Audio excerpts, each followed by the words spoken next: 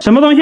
这上面是三耳金针。500米悬崖半空发现金丝楠木楼阁，洞口石墙若隐若现繁体古文，难道这是失传已久的武功秘籍吗？掌心对着命门，你那是第一步。当地老人传闻此栋楼阁为神仙所建，已存在1000年之久。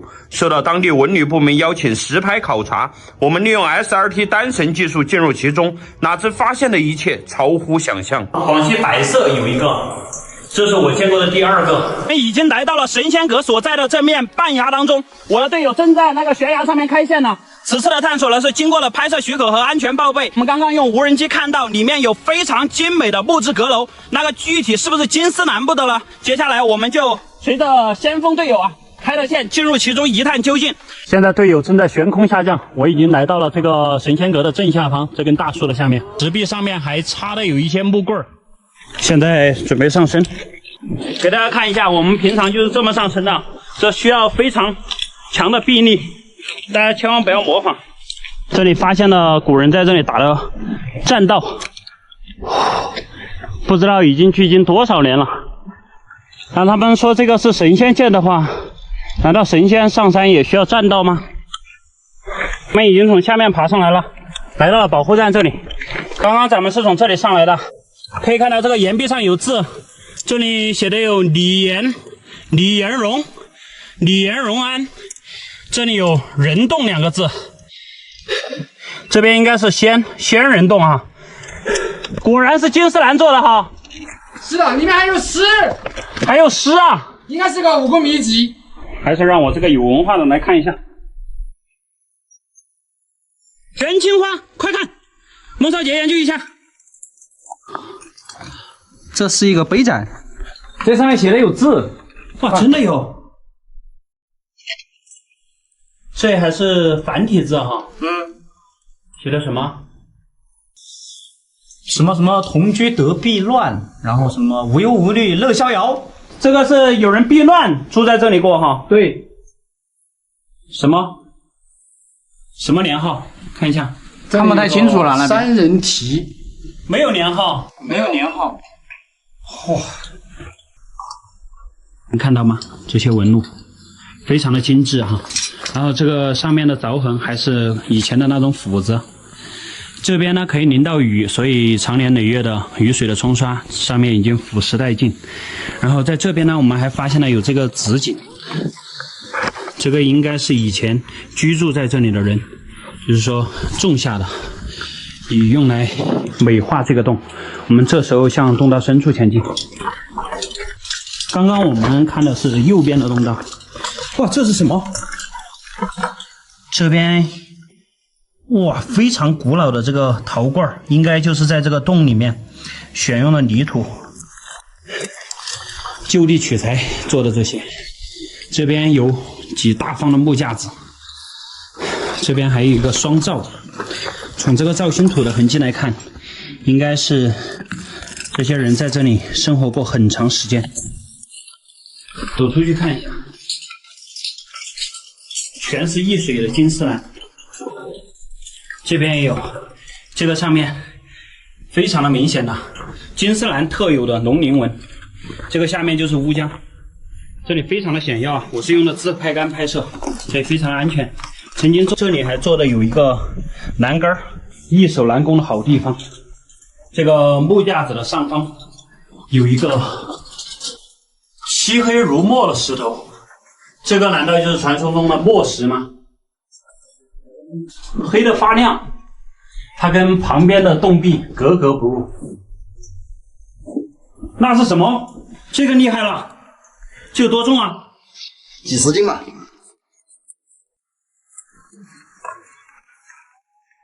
金丝楠木做的这个木架子，是不是就是神仙所建的呢？如果不是神仙所建的，那么这些木料又是从何而来？用什么方法运到了这个悬崖绝壁之上呢？那如果是神仙所建，他为什么又要建这个灶台？不是说神仙都是不食人间烟火吗？还有一个非常幽深的洞道。再看这边呢，是2个架子。有个东西。什么东西啊？这上面看一下。嚯，这是三耳金针。这个能不能拿下来看一下？拿下来看一下。嚯，这应该是一个三耳壶，或者是油灯。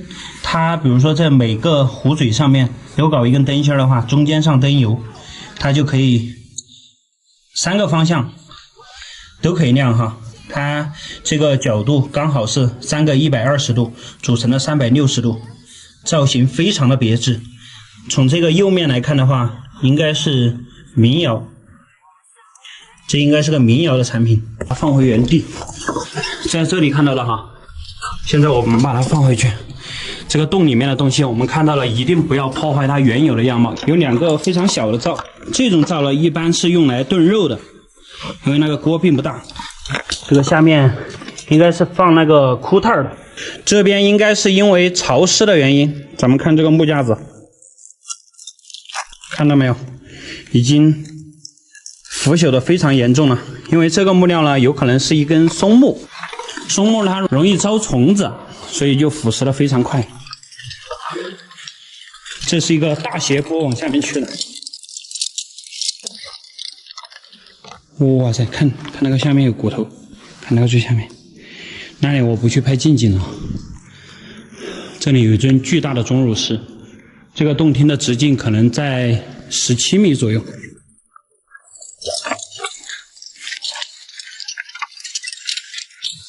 好漂亮的钟乳石，古人在这里进行生产活动的时候，没有将这个里面的钟乳石破坏半点。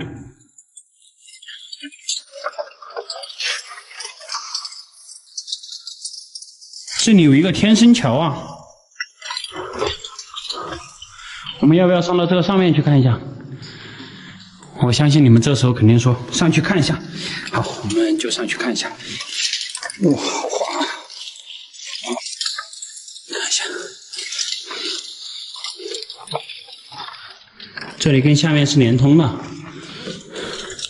上面好漂亮的钟乳石，有猪耳啊这些。这个好像孙悟空的金箍棒，洞道一直这样过去的，还挺深邃。下面的小路是不是仿佛昨天还有人走过？实际上这已经是几百年上千年没有人来过。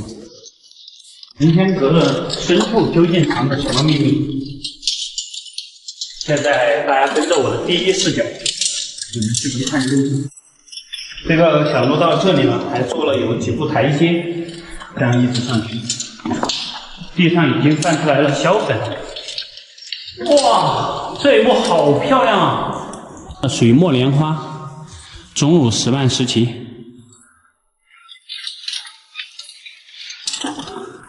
这个像一朵黑玉莲花一样，这个上面还有正在生长的钟乳石。这里面透出来很大的雾气，而且地上非常平整。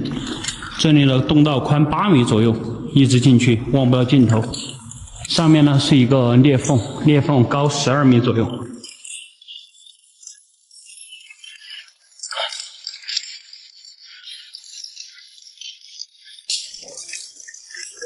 难道左边有洞道吗？我去看一看。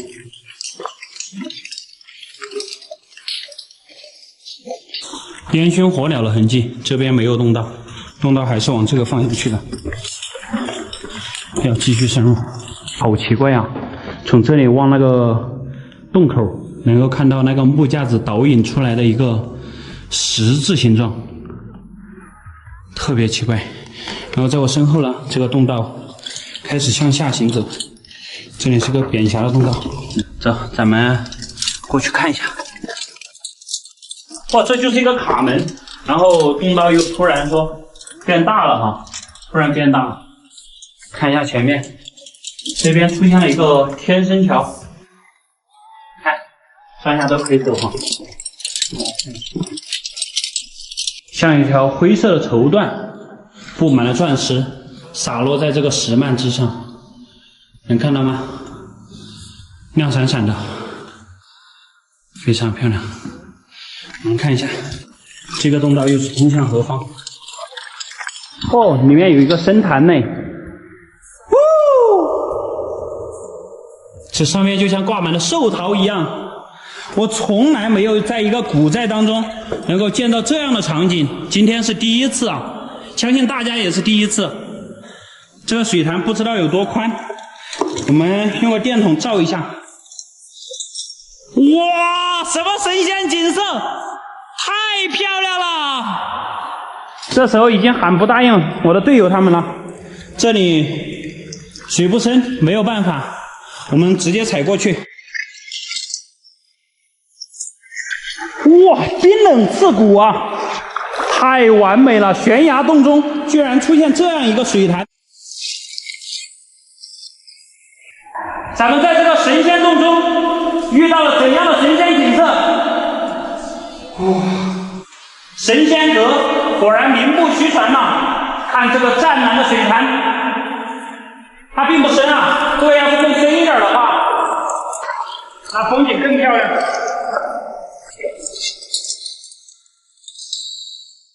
这边有很多云盆叠盘，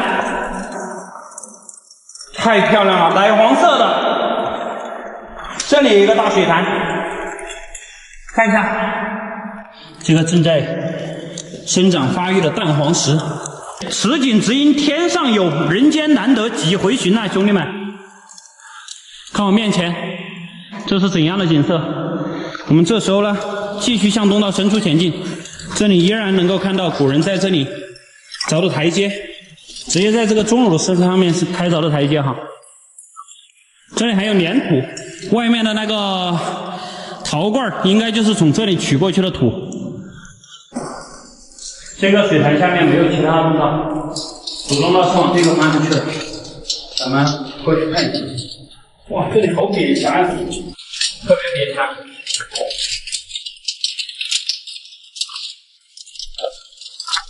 只能这样侧着身子进，但是明显有人为开凿过的痕迹。看一下这两边的站纹，现在继续向下。哇，这里很扁呀，这里还有台阶嘞。哇，柳暗花明又一村呐，兄弟们！现在过来变宽了。哇！真的是一步一景啊，兄弟们！要是我们不知道这个裂缝的话，那以为洞道就到了尽头。哇，天哪！这个下面有很多骨头，能看到吗？这里。我们现在从这里转过去看一下，这是它的消水洞，应该一些骨头被带进到了这里面。像不像一尊玉观音？非常的形象吧，非常通透啊！它是这个上面鹅管里面渗出来的水，长年累月的滴在这个钟乳石上面，形成了比较纯的钙化物。看一下这个，哇，真的仿佛瑶池仙境一般。现在要继续深入，太漂亮了！看大景。大景就是洞顶上面垂下来的钟乳石，非常漂亮，血红色的钟乳石，千万不要让这些美景受到伤害。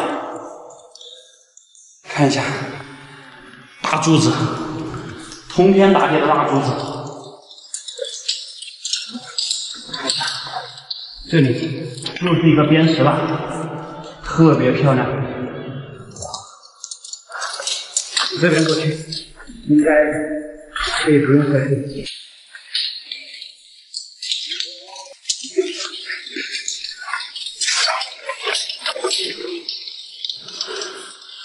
这里是一个吊潭下去，应该可以走下去哈。这个上面呢，就是成千上万年以前形成的钟乳石器，每一块石器都是透亮的。继续深入，看一下里面还有没有人为建筑。这个水差不多是，去看。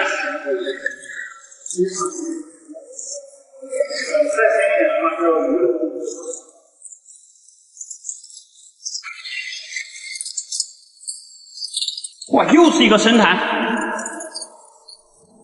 哇，刚刚是从这个方向过来的，看这像不像一尊洞穴大佛？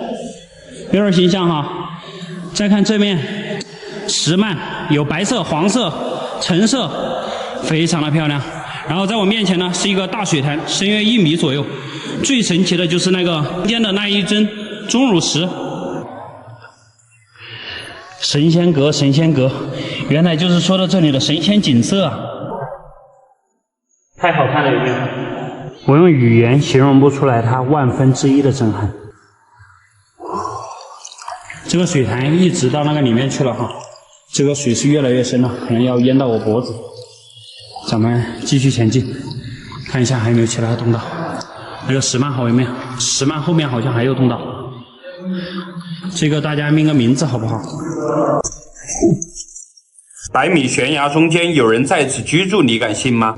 我们要去的地方就在那个上面。洞口石墙基础清晰可见，却没有任何栈道痕迹。古人是如何进入的呢？当我们采用横渡钉攀技术进到洞口，竟发现无数知名赛鸽暴毙在此。带着疑问继续深入夺命地道，采用祖传缩骨功再次升降，落地才是噩梦的开始。看一下这下面的裂缝，深不见底。从这里过去了，必须要横渡河流。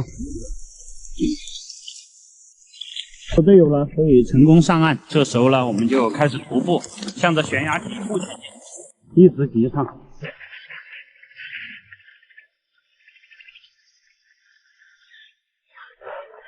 能够看到那个洞口了，这个洞口在那个山上面，但是在这个眼角发现了一个小洞，这个会不会是进入那个寨子的一个通道呢？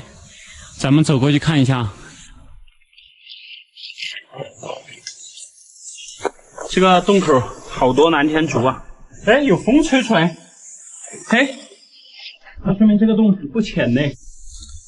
这里看到了一张人脸，你看到吗？哪个位置？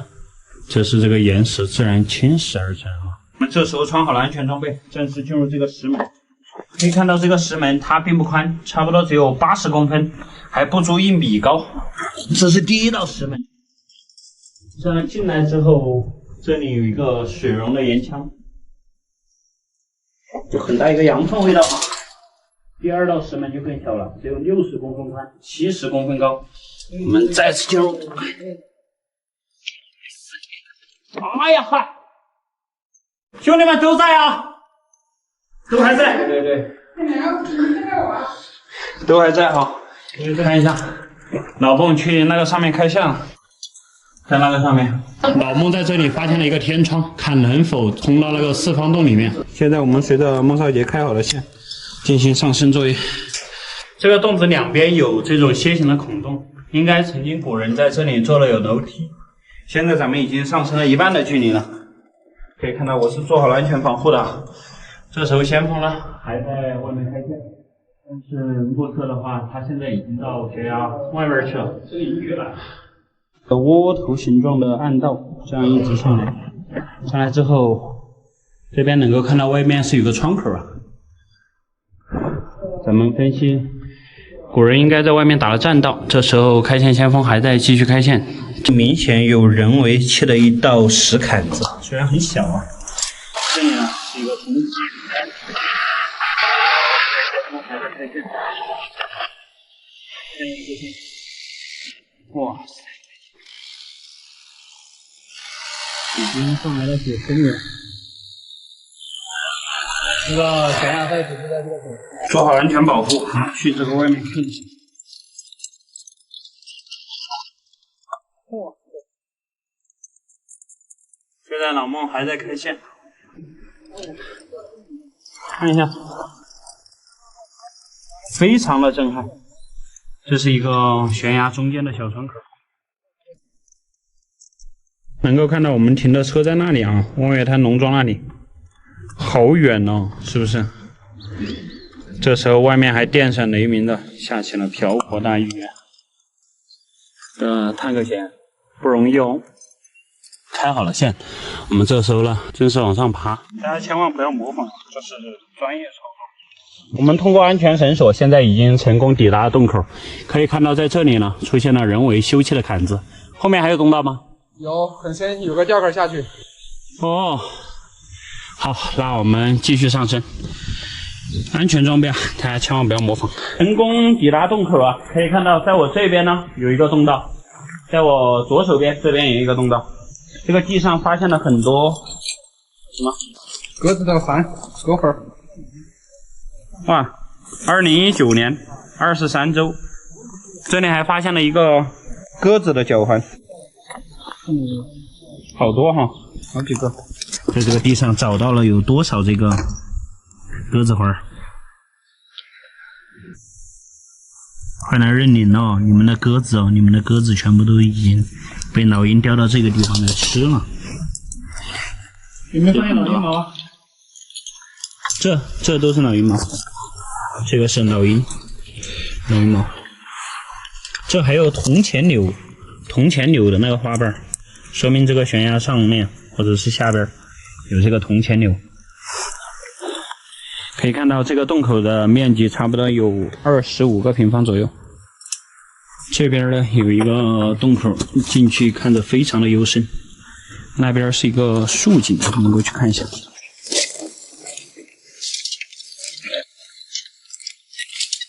哇，很大的风吹出来。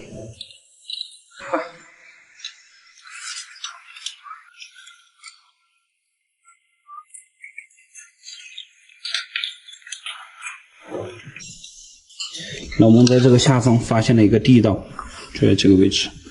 我们现在下去看一下。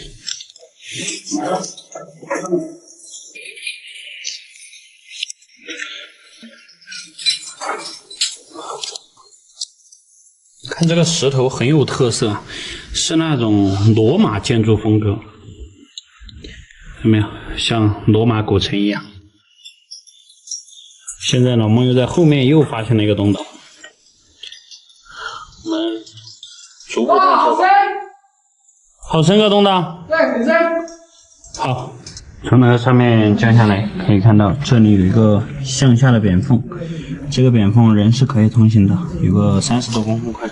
准备下降这个小裂缝，看一下它究竟通向哪里。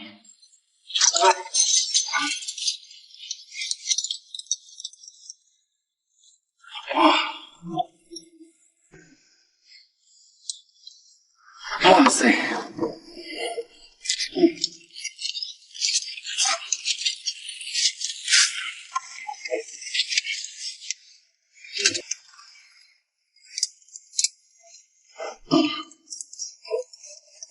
哇塞！哦 ，Oh my god！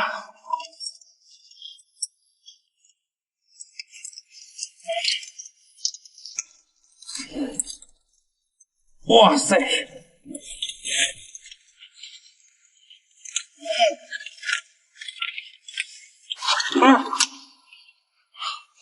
哇！哇塞！下面好大的空间呐！兄弟们，这里好大的空间！看，这里下去有40多米高，这里要重新铺个点，不然的话还不知道绳子够不够。用了一种极限操作，看一下这下面的裂缝，深不见底，有40多米高吧。我们现在下去一探究竟。哎呀，哇塞！天哪！这里要往后躺，看一下，必须安全操作，踏上这个裂缝。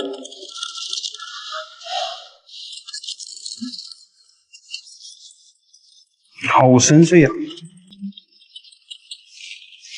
天哪，这下边一直看不到头。我们从那个上面经过30-40米的升降，现在来到了一个小平台，这里还有一些树叶。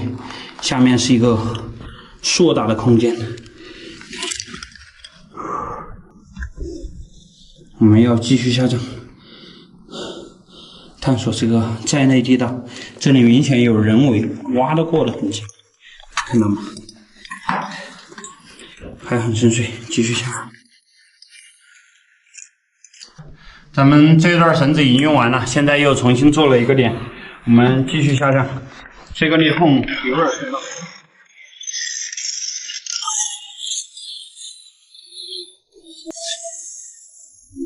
借木还魂的故事你听过吗？这边应该是他老婆。这种上古巫术的传说就存在湘鄂交界的大山之中。据说土匪刘汉成曾痴迷这种邪术续命。当我们经过走访，终于找到了100年前的几只寨。当利用绳索抵达了这处半崖古寨，内部发现了当年的七星霄坑，一条古河床竟凭空抬升100米。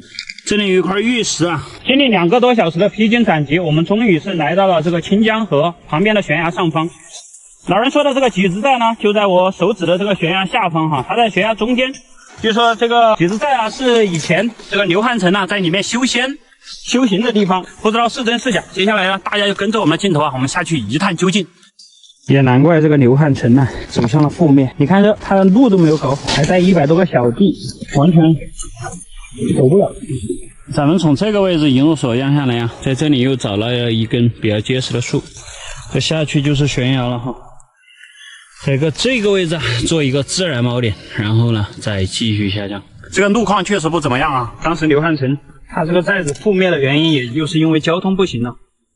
要想富先修路，这个简单的道理他都不明白。在这个位置做了一个安全站，可以看到这下面呢，它是一个悬崖小道啊。这里平常有很多野兽在这里走，很多人没看到过麂子的粪便，这个就是的哈。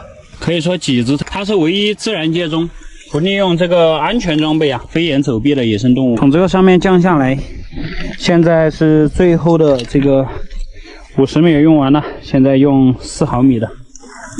这里有这种小台阶，以前的人没有保护措施，这样走过去那还是非常的惊险的。那我们这是做好了安全保护的，非常安全。这只有3指宽的这种站子开凿的小台阶，这个就是飞机里面看到的土木结构的城墙，那个下面看到没，几个圈圈，这里有石头坍塌的痕迹。这是几个比较有意思的东西。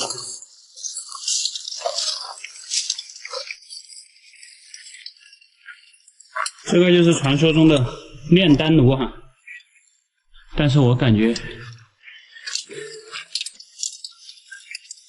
里面没生过火，据说就是在这里面挖的矿，应该是挖的汞矿还是什么东西。上面就是土墙，洞穴的规模不是很大，这里有台阶上去了。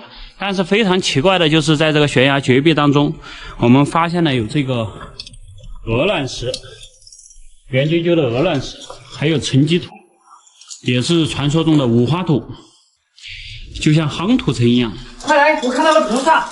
这个应该就是他们说的人形木偶。嚯，这是2个吧？真的是栩栩如生啊，跟我们现在的人也是差不多大的，但是它是重木，2个都是重木。从这个木料上面腐败的痕迹来看，应该是已经100多年了，跟这个老人传说的时间相吻合了啊。据说刘汉成呢，当时是掌握了一股巫术啊，他是准备利用这个木偶借木还魂。现在这个木偶上面被虫蛀的千疮百孔，很明显他当时的这个借木还魂没有成功，因为刘汉成是当地比较嚣张的土匪啊，搜刮了很多民脂民膏，最后呢，他就希望可以长生不老啊，在当地呢请了高人啊，修建了这个跟他等比、等高、等重的这样一个人形木偶，应该是依据刘汉成本来的面目雕刻的。以前的人呢都是浓眉大眼的哈，眼睛非常大哈，重目，包括这个人中沟壑都是非常深的哈。但是这个上面细节方面已经被虫蛀的看不清楚了。据说这个上面当时老人进来的时候看到了上面画的有那个经络图啊，就是说每个地方还要扎针灸那样。那真的是非常的神奇。这边应该是他老婆，是这么一个样子，看着有一丝那个什么啊，有点瘆人，很大哈。这个高度差不多是40公分左右，左右的宽度是20多公分。这个还有盔甲的图案，这里有一个暗道进去，不知道里面还有没有更多的这个人俑，我们进去看一下。这个暗道有几种可能啊？第一呢是刘汉成藏宝的地方，第二呢就是他这个在里面挖那些矿石的地方。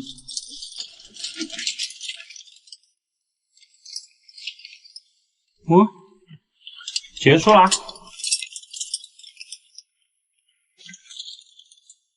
不深了。这里还有黄沙土，看没？哟，会不会真的以前我们现在处于100米之高的悬崖顶上，都是被水淹起来的呢？嘿，这里还有一个奇石啊！哎，玉，这里发现了玉哦！看啊，什么玉啊？玉石啊，这里有一块玉石啊，像汉白玉的感觉，上面还有草花，这个要把它切片了之后打磨出来，是非常好的景观石。哎，200多斤，谁要谁搬走吧。这有1个、2个、3个、4个、5个、6个、7个啊，7个就在外面去了。那个上面还有一个石墙堡垒，不知道后面藏着什么。滑得很好。哇，上面有通道，太阳，是不是？感觉还挺深的哦，什么都没有啊。这里有老鹰窝，给大家看一下这个射击口，有点意思。我现在来把我的自拍杆伸出去给大家看一下啊。对，看没？我们的绳子就在那里，能看到绳子吧？它在这里，只需要一根火铳 ，biu biu biu biu， 那可以说是一夫当关，万夫莫开，就躲在这个位置。这个地势，这个就是它的一个战壕啊，一夫当关，万夫莫开的好地方。这风景好看吗？大家截个屏，自己回去调色啊。这个下面呢就是清江河，对面呢就是金果坪。这个就是红白无鼠的宫殿，又叫武林子。这个是中药哈。随后呢，我们就进入那个石墙堡垒，看一下2层里面的洞道。这个也是鹅卵石砌起来的，它差不多只有到腰部这样的高度。也有可能就是做的这个战壕啊，射击台，然后再看这边，这边是坐人的位置，里面是一个幽深的洞道。我们现在去洞道里面看一下，这个是茅坑还是什么来着？还是上面架了床板子？搞不太懂啊。但是这个天花板上面很有特色。极有特色的天花板，沟壑纵横，典型的水溶痕迹。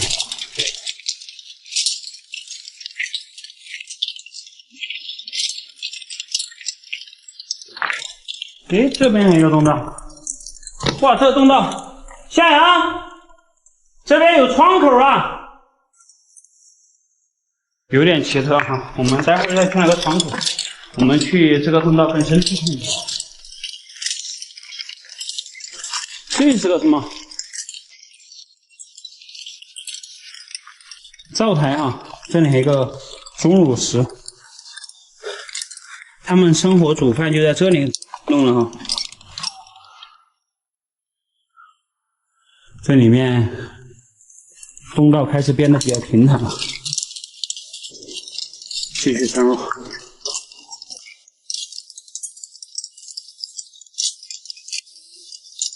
这里有水啊，洞壁上面沉积下来的水，水好像还挺干净的哈。这是洞穴里面唯一的水源了，我现在也渴得受不了，但是这下面有夜明砂，这个也不敢喝呀，怎么办？大家给点意见。这个里面有干枯了的石器。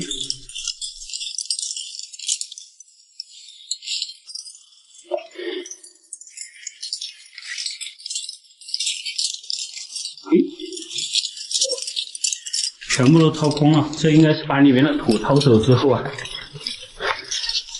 用来淘销了的，要么就是取矿。继续深入，这里难道是他的床榻吗？搭的有一步台阶，这样上去，里面好像不深了，我们爬上去看一下。哎呀，不是很好吧？哇，洞道在这里变得很扁狭，就只有50多公分高。大家说我们要不要进去看一下？好，听你们的，我们进去看一下。哎呀，很难钻。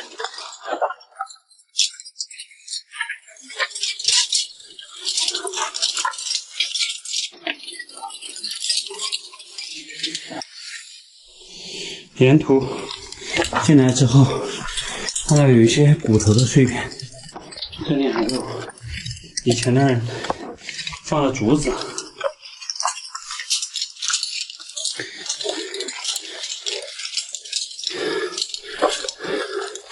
哇，洞道变宽了，柳暗花明又一村。然后这个岩壁上面有这种血红的痕迹，这个洞道里面应该就是刘汉成自己的寝室了。石壁上面像那个经络一样的花纹，这里应该就是这个几子寨的最深处了。没有洞道了。但这里还有台阶，我们继续上去看一下。只要有洞，我们就会一直往前走。哦，这里面有烟熏的痕迹，确实这就是洞道最深处了。这里是进不去的。他们开发这个洞穴也只开发到这里，给大家看一下，盲洞。也不能说是盲洞，就是进不去。我们是从这边洞道进来的，现在我们看一下这边的洞道，这应该都是，嘿，这是一个对窝，你们那里叫什么？叫这个，它这边是用了一个木头搞起来，然后这边给它踩，这个中间给它刻起，然后这样冲米的哈。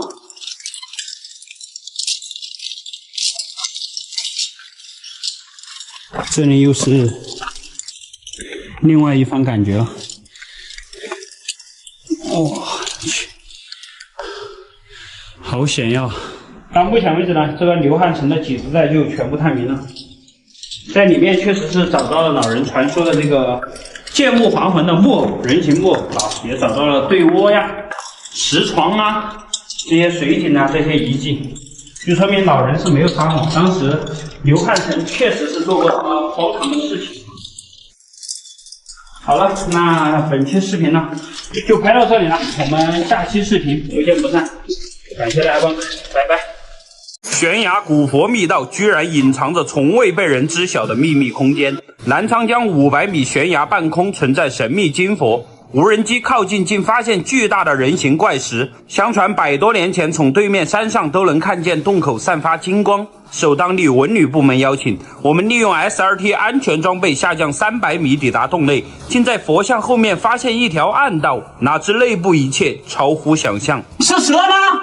不是，完整的人骨阿飘。来到了这个金佛洞的上面，在这个林子里面发现了一种云南特有的一种植物，叫苦檀子。别看着它像8月瓜啊，大家千万不要吃，它是有毒性的。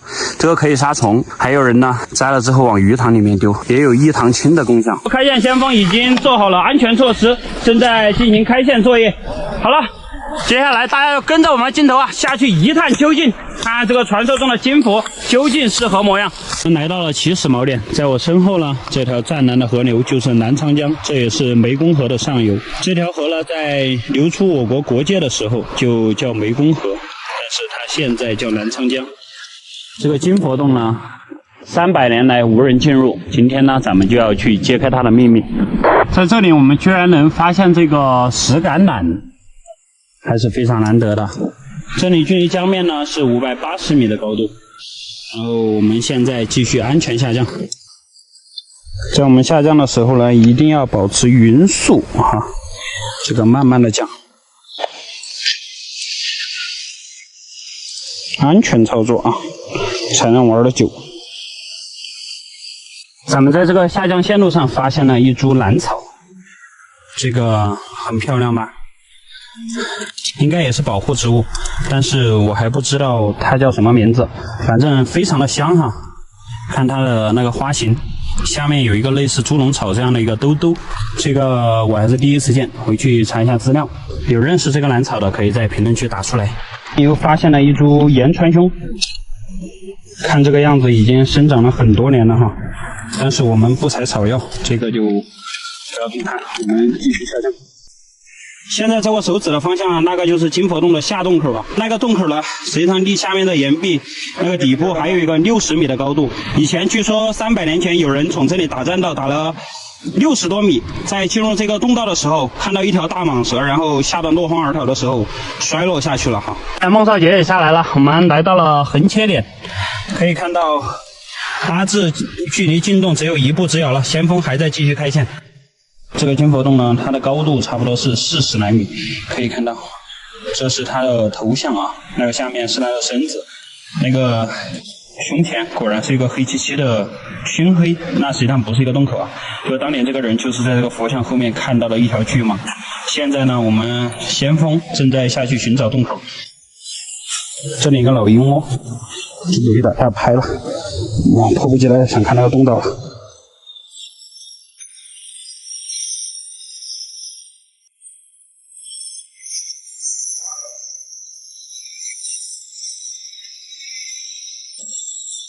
1分30米，我们抵达了中间这个平台这里，可以看到这就是金佛的全貌，这个头，这个身子，这个用无人机远远看过来的话还非常的像啊。这时候乙哥已经去那个佛头的后面了，我们马上过去看一下。我们在这个第2平台居然发现了这个竹篾编织的绳索，这我还是第一次见了，可以看到这非常古老了。这边有1、2、3、4、5、6、7根。而且这个打的桩啊，就是用的很细的木棍子。以前的人应该就是通过这个竹篾编织的绳索啊，上上下下的。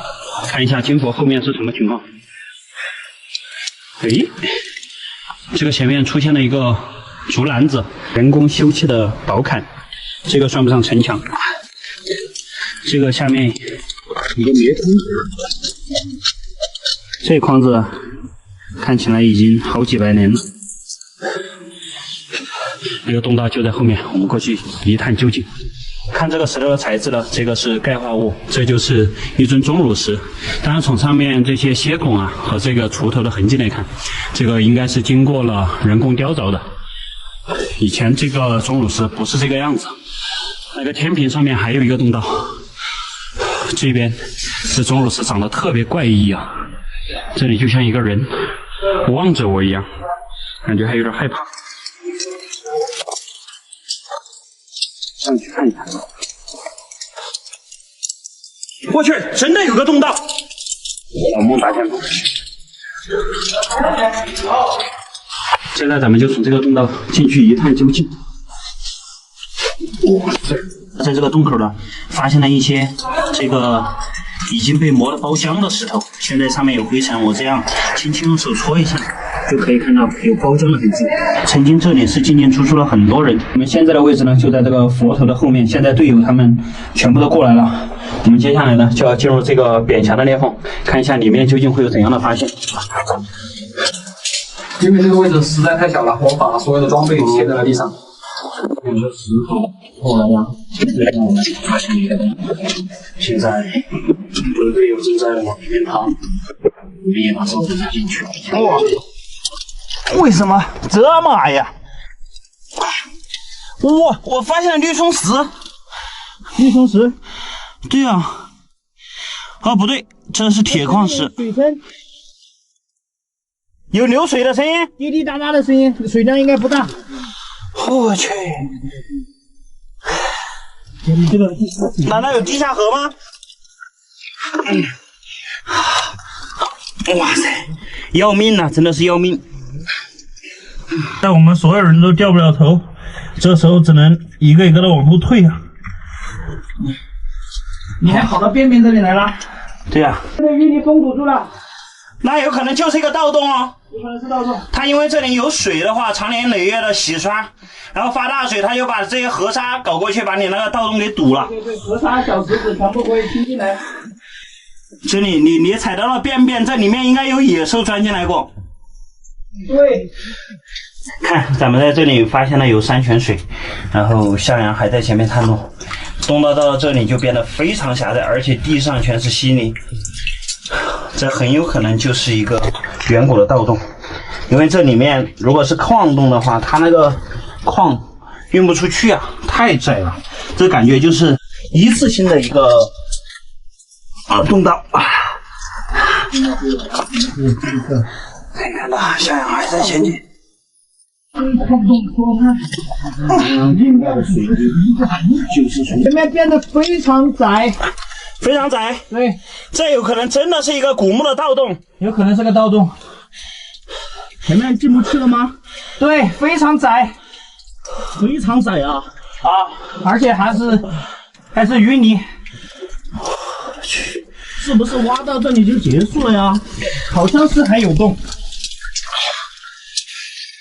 我要看一下是什么情况。这地上土非常的潮湿，这有可能真的是有人在这里挖了一个盗洞，有可能。前面转弯了，不知道还能不能往前走哦。啊，继续走。有没有可能这是水流冲出来的洞啊？不是人为开凿的呢？这应该是人为开凿的，我感觉里面有铁矿，有可能是以前古人在这里搞的铁矿的。矿洞是吧？啊，有可能。继续爬。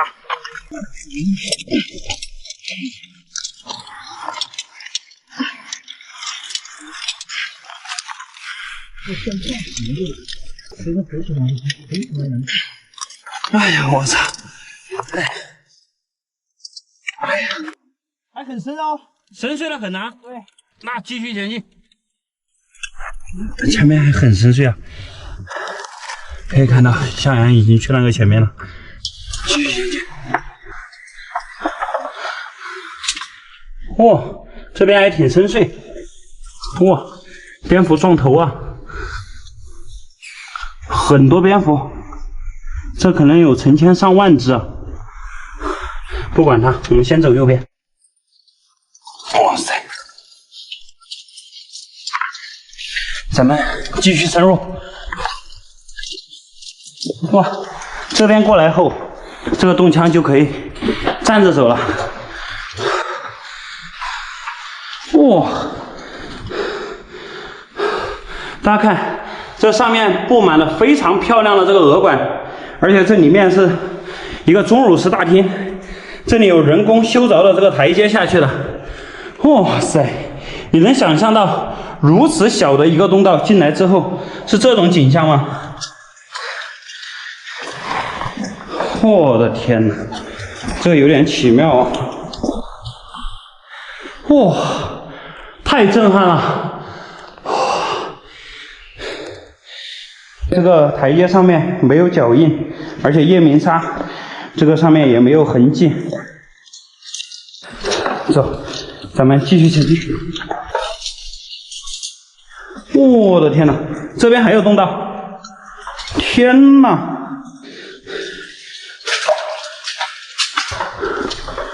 哇塞，大家看这个景象，易水的这个钟乳石幔。易水的钟乳石幔挂满了洞顶，太震撼了！这个下面呢就是一个泉眼，这边好像是有个洞道，哦不对，这是盲洞。再看这边，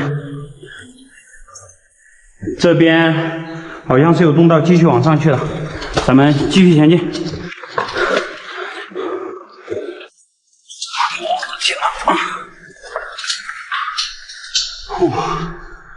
哇，看这个里面，金佛洞的暗道里面究竟藏了多少秘密？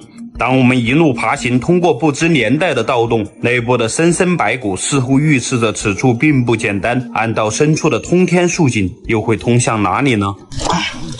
哇，我发现了绿松石。绿松石？对啊，哦，不对，这是铁矿石，水声有流水的声音。滴滴答答的声音，水量应该不大。我去，难道有地下河吗？哇塞，要命啊！真的是要命。但我们所有人都掉不了头，这时候只能一个一个的往后退啊。你还跑到边边这里来了？对啊，看咱们在这里发现了有山泉水，然后向阳还在前面探路，东道到了这里就变得非常狭窄，而且地上全是稀泥，这很有可能就是一个远古的盗洞，因为这里面如果是矿洞的话，它那个矿运不出去啊，太窄了，这感觉就是一次性的一个洞道。可以看到向阳还在前进。是不是挖到这里就结束了呀？好像是还有洞。我要看一下是什么情况。这地上土非常的潮湿，这有可能真的是有人在这里挖了一个盗洞。继续爬。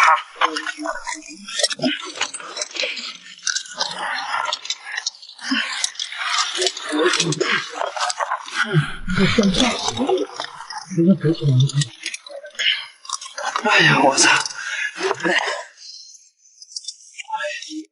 还很深哦，深邃的很啊。对，那继续前进。前面还很深邃啊，可以看到向阳已经去那个前面了。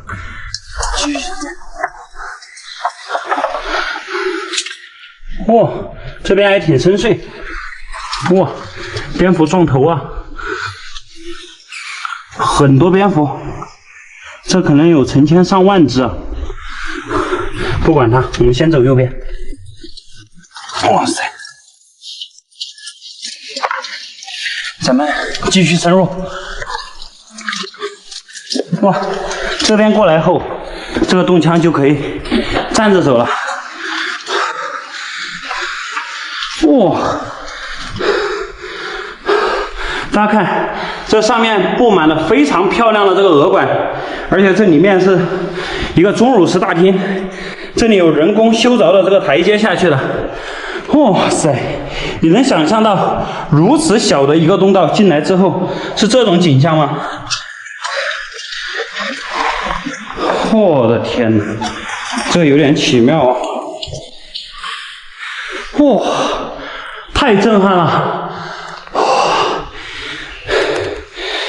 这个台阶上面没有脚印，而且夜明砂这个上面也没有痕迹。走，咱们继续前进。我的天哪，这边还有洞道！天哪！哇塞，大家看这个景象，溢水的这个钟乳石幔。溢水的钟乳石幔挂满了洞顶，太震撼了！这个下面呢就是一个泉眼，这边好像是有个洞道，啊不对，这是盲洞。再看这边，这边好像是有洞道，继续往上去了，咱们继续前进。我的天哪！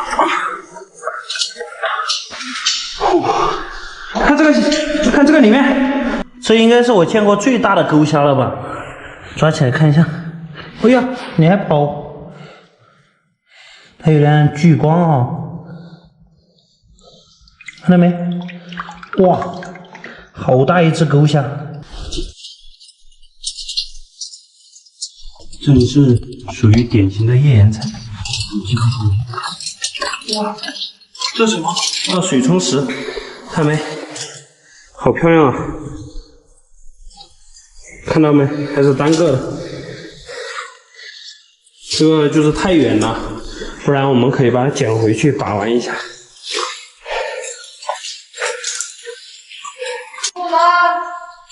上去吧。他看到光了。你锤子看到光。哇，哇塞！那个这个吗？啊，对，陶罐的啊，陶罐的那个装饰，外面的那个装饰，还挺漂亮哈，挺漂亮。对，哇，这有一个坝，这是个坝吗？对，这是个坝片儿。这个就是你看你那工资，你看这里，你看哪？看个在哪？哦，大家看这下面是有一句，你看那个头上，这是一个成年人，那个前面，在那个位置。这不是吗？我的天呐！这个洞里面真的是白骨无数啊！然后在这边也有，啊，这里，这个是动物的骨头，这是一个，应该是狗骨头，这是一个狗的下颌骨。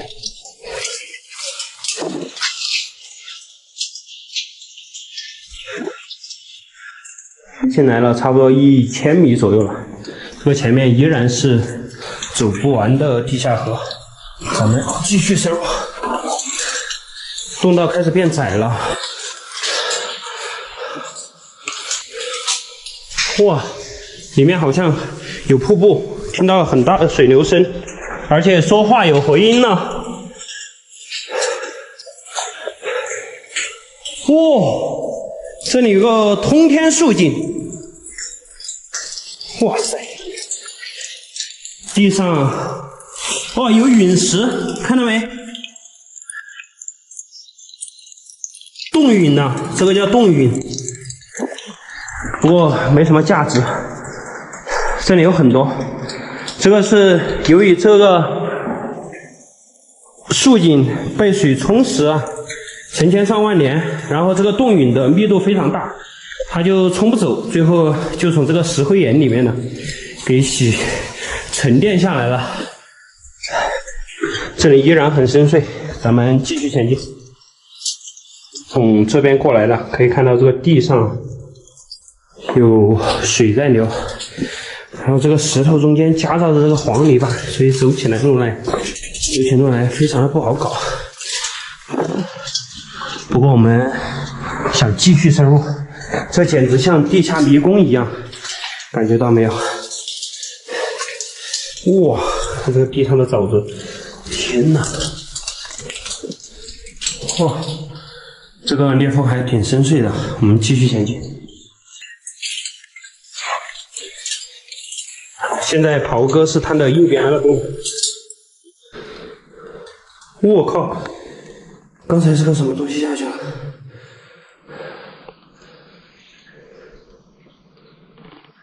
什么东西？不知道。我们继续前进。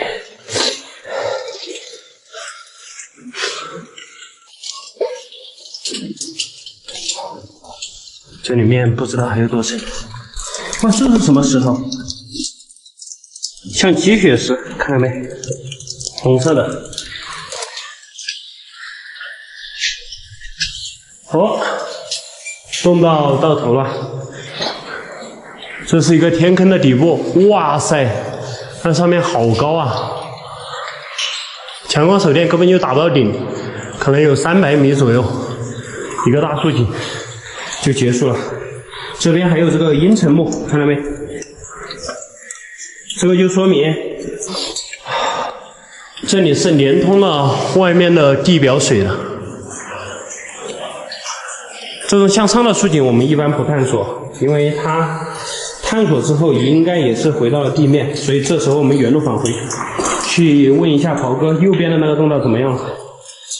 左手边的这个裂缝呢，我们进了1700米左右就结束了。可以看到这地上只有我踩的脚印，不知道古人来过没有，反正感觉近代是没有人进来过。看这个岩壁上面有很多蝙蝠粪，但是我的气测仪没有报警，说明这里面因为有流水的原因啊，这个空气的质量还是比较不错的。我们原路返回。快看这个洞壁上面全是龙鳞纹，开凿的地下古城，开凿的那个隧道。天坑下面藏着地下城堡，你敢相信吗？这是位于云南边境的一处地陷天坑。当我们下降穿越数百米，一条类似龙鳞般的隧道将我们带到了怪异空间。哇塞！钙化的石墙、怪异的脚印、未知生物的骨骸，跟随我的镜头继续穿越身临其境体验什么叫他妈的绝处逢生。传说这个地下古城呢，是100多年来从未有人涉足，下面有一条巨大的蟒蛇守护。今天我们户外大队所有的兄弟都齐聚在此，因为这个下面实在是太神秘了。这时候呢，咱们就准备装备，准备下入其中一探究竟。好了，话不多说，开搞。投石温度啊！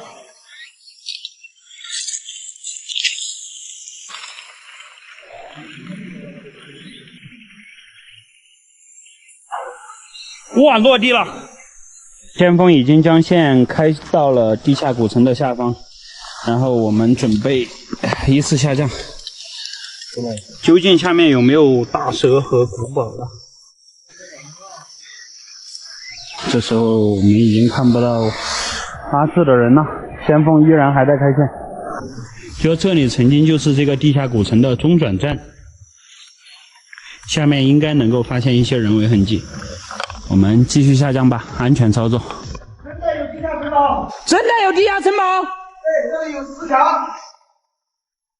咱们来到了坑底平台，我在这里发现了非常大的一株天南星，这个大家在野外看到了，千万不要误食它。这个成熟了之后是鲜红色的，看着就像野果子，但实际上这个是有剧毒的哈。现在先锋那个下面发现了有古城堡，我们过去看一下。这里看到了城墙，啊，这里后面是深渊吗？深渊。哦。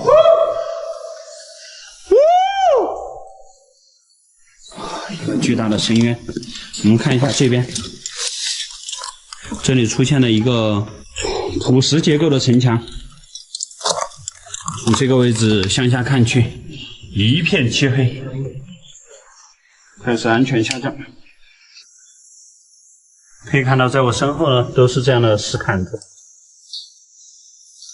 下降到了底部之后，我们可以看到这个前面有非常大的一个洞腔，那边好像有石梯子啊，这里看，那个对面好像是石梯子，那是什么东西？这里应该是古人在这里休息的一个床榻，那边有一个洞道。现在我们将洞腔全部打亮了。现在我站的位置呢，应该是古人在这里修的一个点将台。可以看到这个下面，在阿志的后面有层层叠叠的像石梯一样的这样的梯田结构。这个应该是以前古人呐用来屯兵的这样一个建筑工事。去下面看一下，看，瓷有古人生活的证据。对，瓷碗，而且这个瓷碗还挺好嘞。对，这应该是明宋时期的产物。可以看到这下面是一条地下暗河，然后这前面你小心一点哈。可以看到这里还有那里有这个腿骨，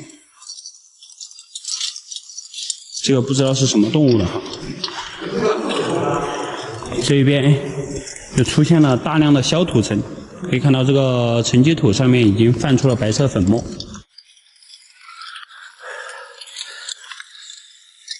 这边有叠潭向下，很润。我的手里好润啊，这种。这里人进不进得去？人好像进不去，只有20多公分高。这里进不去，只能向着水流往下走。这个黄泉河道的旁边呢，也是有这种石坎子的哈，但是从这个上面泛出的销粉来看，这最少哈是200-300年前的产物了。小大猛传来消息，这个洞道是通的，我们就从这里钻过去。哇，这里曾经有封堵的痕迹啊！这里看右边，哦，对哦，这有石墙哎，这有石墙。这个里面究竟藏着什么秘密呢？这个位置就是以前封住的。对啊，里面可能有一个大城堡哦。有可能。这个应该是以前的一道石门的一个小门。对，因为他以前从上面走，所以说他下面就给他封起来了。现在就两边都有通道。那老规矩先走哪边嘛？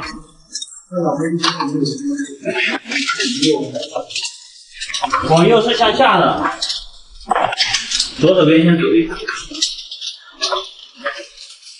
这边过来之后好像是通到了这里。刚刚要是不省的话，就从这里下来了。刚刚看到裂缝就是通向这里。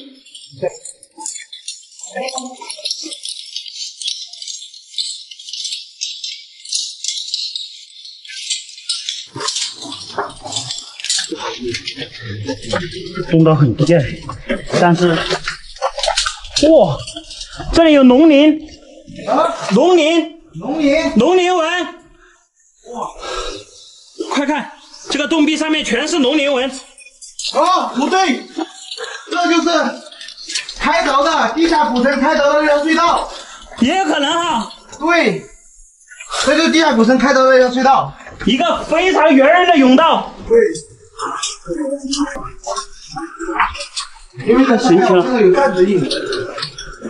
这个不知道究竟是神农居住过的，还是说是古人开凿的。但这里有脚印，有脚印。对，对，这个动物还不小哎哈。有动物的脚印，不知道是动物。是一个五爪。刚刚走的，刚刚逃走的。什么东西？追！刚刚才逃走的这个脚印。有脚印啊！对，上去的。你看这里，哇，这里有城墙，阿紫你快来，来了，快来！哇，这好隐蔽啊！有光！什么？前面有光！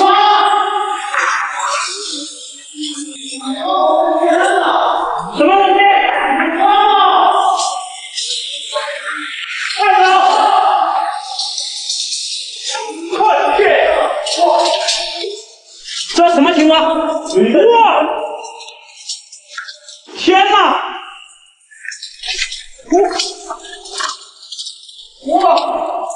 哇塞！来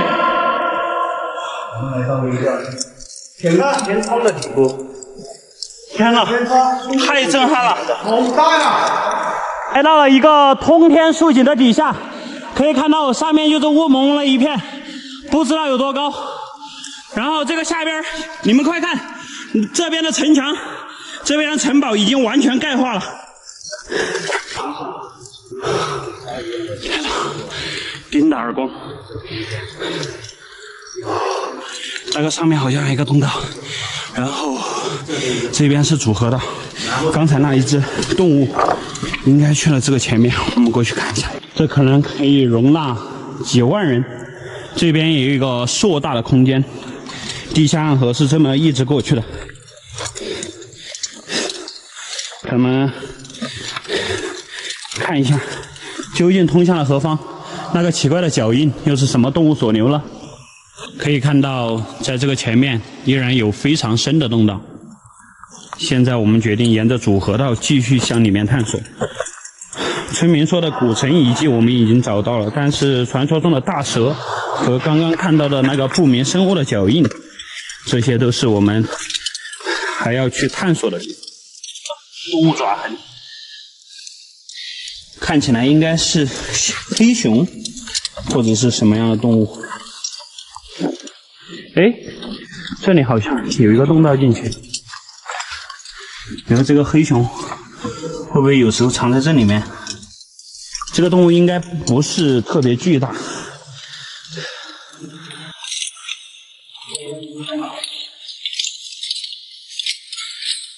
哇，看这个动物是漂亮吗？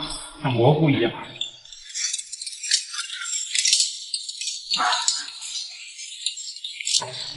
这边再次出现了向上的地下暗河。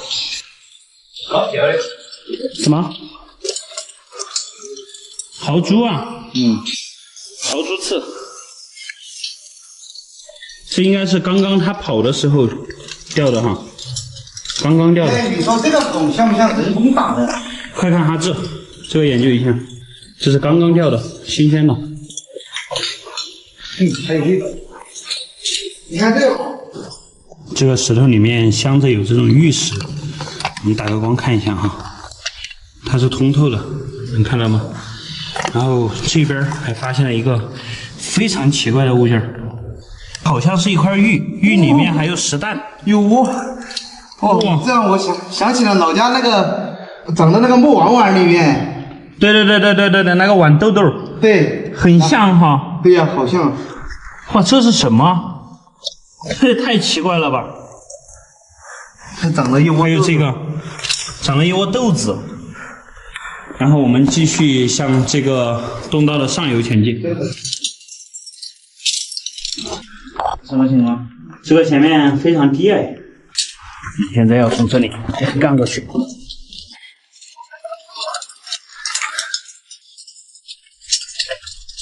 目前应该还是没有到达这个地下古堡的核心区域。这里我不知道干过去会不会干到缅甸那边。要是把腰子留在那边就不好了。这里就完全有点难搞了。这里可能只有30公分高了。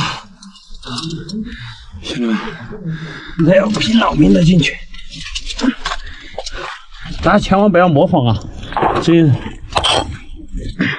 没有很足的探洞经验的话，建议大家不要这样操作。哇，这什么？有个东西在动，你们快来！老婆已经卡住了。哎，看到那个前面有东西在动，你们能看到吗？就在那里，应该是豪猪，兄弟们，这个前面有可能是豪猪。洞道再次变得低矮，从左手边，哇，就是豪猪，就是豪猪。天菩萨！啊！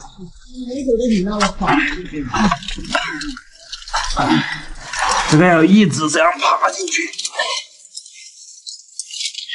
我们小白的运费是我的必须紧紧的跟到前头。哎呀，好难爬哟，天菩萨！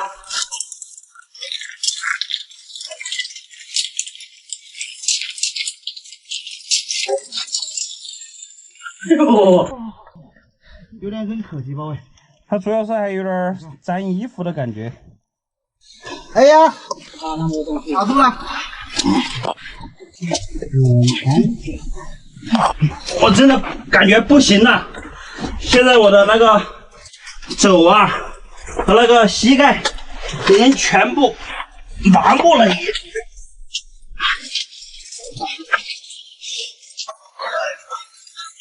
哇，真的有光！哇塞！现在我们靠着意志力，已经抵达了它的另外一个洞口。